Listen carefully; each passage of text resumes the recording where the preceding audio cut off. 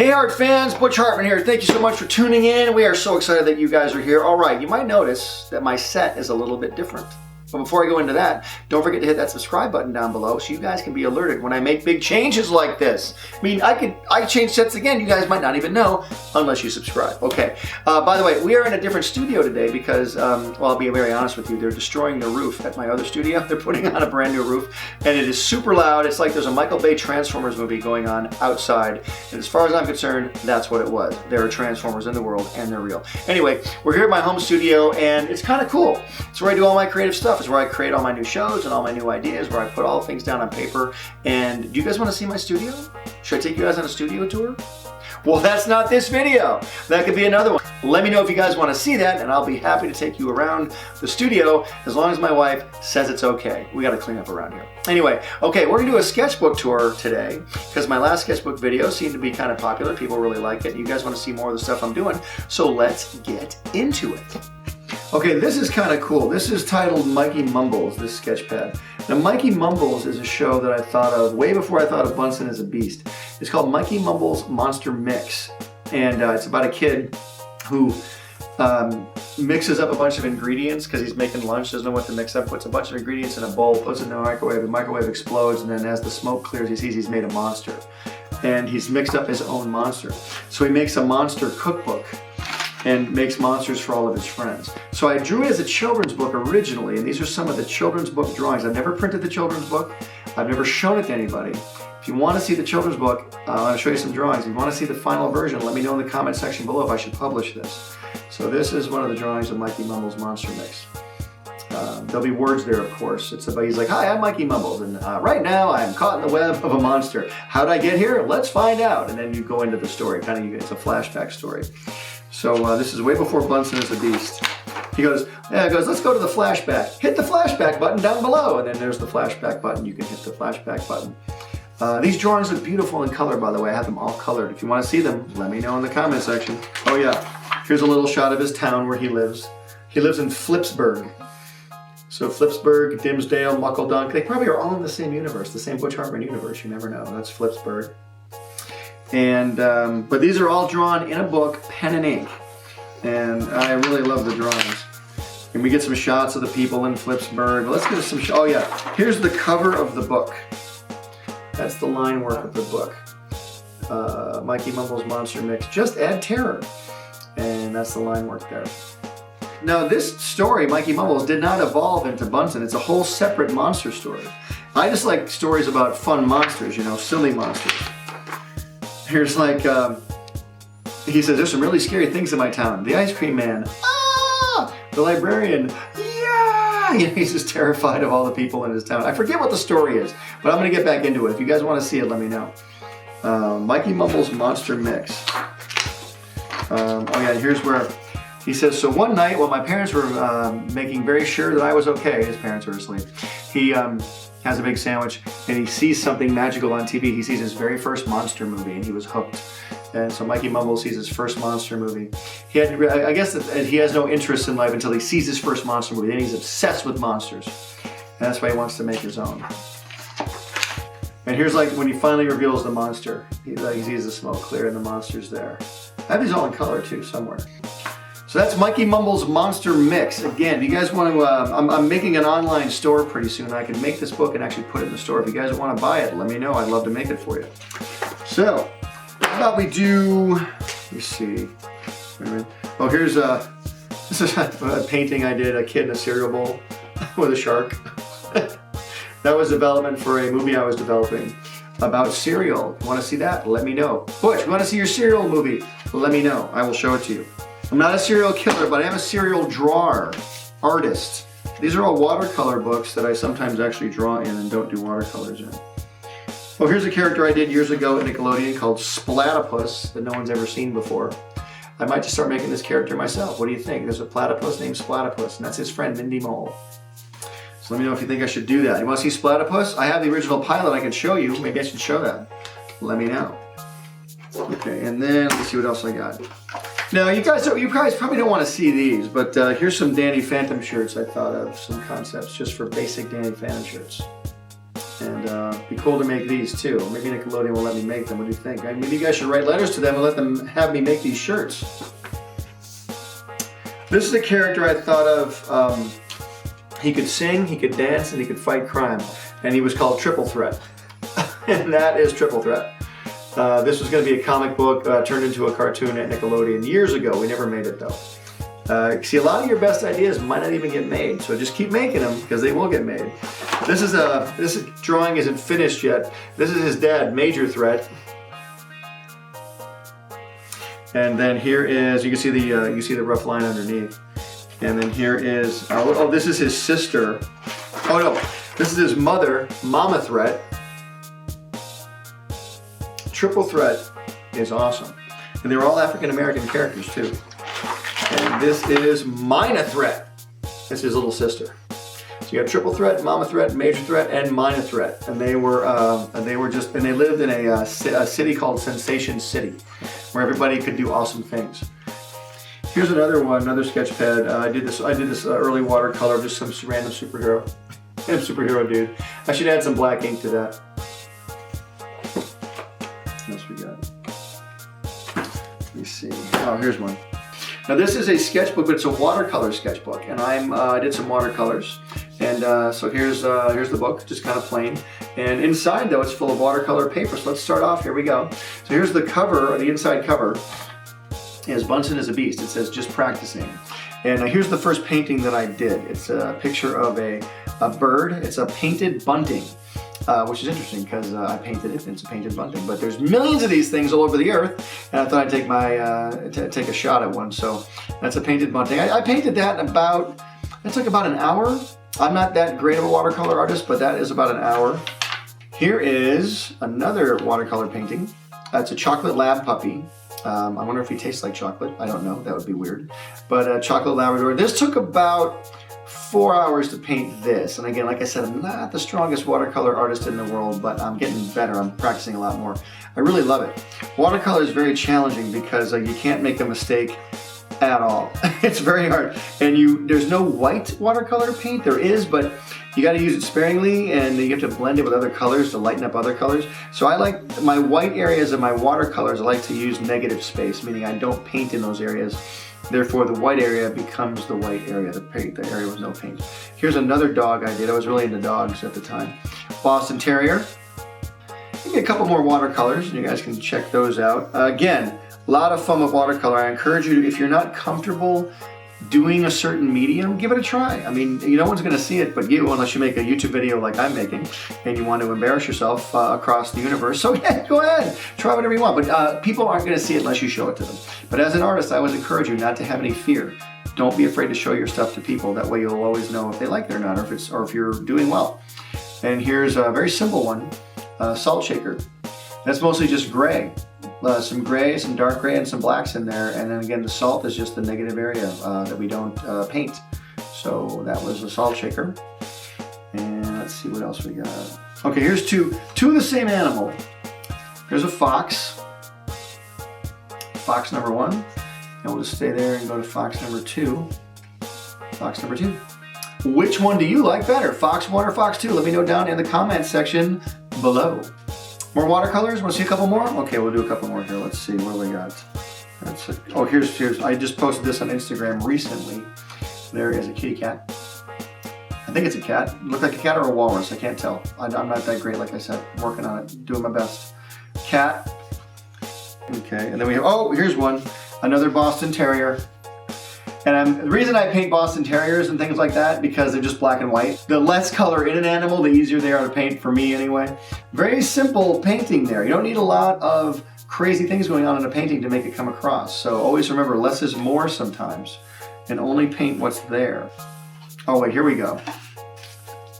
This is a penguin. No, I'm kidding. That is it's a very ape-like penguin, but no, it's a gorilla. So for stuff like this, obviously I don't have a lot of gorillas running around my house. I don't live in a gorilla area.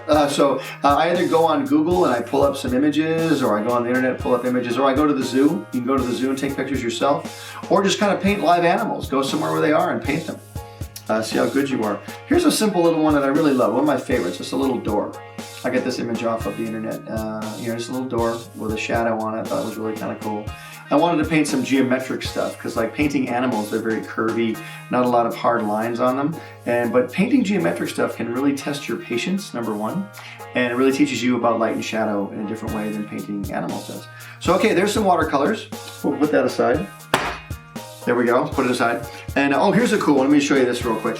This is a drawing I did in another video. It's called 100 Layers of Cartoons. I did this drawing last year. It's like 118 of my characters from my cartoons, and it took me about 4 hours to draw this. But there's another video. Go check it out. There's a link we're putting up right now. You can check out this video. Watch me draw it live. Well, not live. It's a long time ago. But watch me draw it on camera, one drawing at a time. And it was a lot of fun. Had a great time drawing this drawing. 100 layers of cartoons. Put that away. Put this away very carefully. Again, I love drawing on paper, because it is permanent, and you can't erase it unless you do something silly to it. Let's go to this sketch pad, just your average Strathmore sketchbook, different sizes. This is kind of a big one. Let's see what's in here. Drawing number one. Oh, drawing number one. Some Spider-Man drawings. You're gonna see I do a lot of superheroes and Spider-Man and stuff. I just love drawing Spider-Man. He's simple to draw, no face. And I love the poses you can put him in. Oh, here's a cool one. Superman meets the Crimson Chin, right there. Again, this is just sitting around watching TV or just nothing else to do. I sit and I draw on my sketch pad. Every bit of practice you can get in helps. And let's see what else we got going on here. Let's skip a couple pages here. Let's see. Oh, here's a cool one. This is a character from the NOOG Network, my app. This is Philo Fusion of the family Fusion. He's the smartest man in the world. He's an inventor and a scientist and an adventurer. And he's made his own kids. He's made his own robotic kids. So there's Philo Fusion. Awesome inventor, awesome hairstylist. What else we got here? Let's see. We have... Oh, this is kind of fun. I did this as a game menu for the Booger Brothers game for the NOOG Network. And that's a game menu for a video game. We ended up putting it in Photoshop and coloring it and using it as the game menu, but that's kind of where it started, just with some burgers and fries. So see, I do cartoony stuff, I do the superhero stuff, I do some realistic stuff, I do watercolors. I try and play around in every sort of style that I can, again, just to keep my abilities up. You want to always be practicing. Here's a cool one of Peter Parker with his mask off, Spider-Man with his mask off. You know, that's just my style of Peter Parker. He's been drawn so many different ways. Here's sort of an anime Peter Parker, anime inspired Peter Parker, kind of. So there you go. And let's see what else I got here. Lots of written notes, a lot of notes I take. A lot of Spider-Man in this one. Oh, here's what I did to Mr. Crocker. I posted on Instagram, TGIF. Trying to do Mr. Crocker's voice. Oh, Mother, it's Friday! Friday means nothing to me, Mother. I'm always hunting pennies! There's that one. And let's see what else. Oh, here's a rough sketch I did. I was doing a comic book for the Fairly Odd Parents crossover with all of my shows, Fairly Odd Phantom. It's you can see it on YouTube, Fairly Odd Phantom. It's a short cartoon we did. And this is a rough sketch of the comic book that we did, a rough sketch of the page as I was working out the comic book layout. And everything starts roughly. Start it rough. Doodle it in your sketchbook, you know, make sure you can get all that down because you want to start rough so you can work it out into a final situation. There's that. Let's see what else I have. Let's see. Oh, here's a cool character I thought of that I thought was fun to draw. Don't know what I'm going to do with him yet, but it's called Buzz Boy. He's like a kid with bee powers. I don't know what he would do. He would have like little stinger guns and he has little bee stripes on him. Maybe he's part of a comedy team of heroes. I have no clue yet. But in some way I'm going to use him. I think he's a pretty cool little character.